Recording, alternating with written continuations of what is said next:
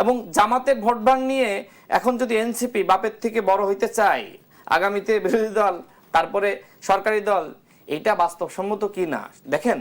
আপনার সামর্থ্য যতটুকু রয়েছে ততটুকু কথা বলেন, নিজের ওজন নিজে মাপতে শেখেন। ওই যে মূল্যায়নের কথা বললেন না, যে নিজেকে নিজে আগে মূল্যায়ন করেন। এনসিপি মনে করে যে আমি তো ক্ষমতায় যেতে পারতাম। আরে ভাই আসলে তো সম্ভব ছিল। নেপালে যদি সম্ভব হয় বাংলাদেশে কেন সম্ভব হবে না? সম্ভব হয়নি কেন? কারণ দুর্নীতি, চাঁদাবাজি, লুটপাট। 18 মাসে ওই যে সার্জিস আলম কি বলেছিল যে আমরা সবাই ওই 18 মাসকে মিস করব। মন চাইলেই উপদেষ্টার বাড়িতে ঢুকে গিয়েছি, মন চাইলেই প্রধান উপদেষ্টার বেডরুমে ঢুকে গিয়েছি। তার মানে কি? তার মানে মন চাইলেই দুর্নীতি করেছে, মন চাইলেই 5 স্টারে রুম বুক করে সেখানে থেকেছে, মন চাইলেই চাঁদাবাজি করেছে, মন চাইলেই ওই যে সার্জিস আলম কি এক নারীর কাছ থেকে 10 লাখ টাকা দেওয়ার কথা ছিল, 7 লাখ টাকা পেয়ে ক্ষুব্ধ হয়েছিল না?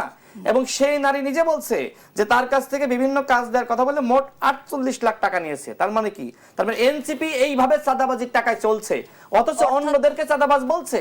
আজকে এনসিপির আয়ের উৎস কি? নাহিদ ইসলাম 6 মাস ছিল, 6 মাসে কয় টাকা হয়?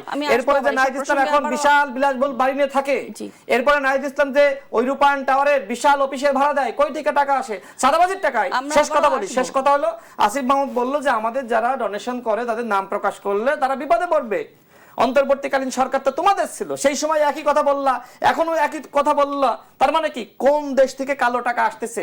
ওই যে একজন জামাতের বুদ্ধিজীবী বলল না, ওই ব্যারিস্টার আপনার কি যেন নাম, ব্যারিস্টারের যে কবির শাহরিয়ার কবির বলল যে একটি বিদেশি, মানে আমি নাম না বলি, একটি দেশ নাকি এনসিপি কে ফান্ডিং করতেছে। তাহলে আমাদের প্রশ্ন যে এনসিপি কে আসলে কোন দেশ ফান্ডিং করতেছে বাংলাদেশে ষড়যন্ত্র করার জন্য জামাতের সাথে হাত মিলিয়ে, সেটাও আমরা জানতে চাই।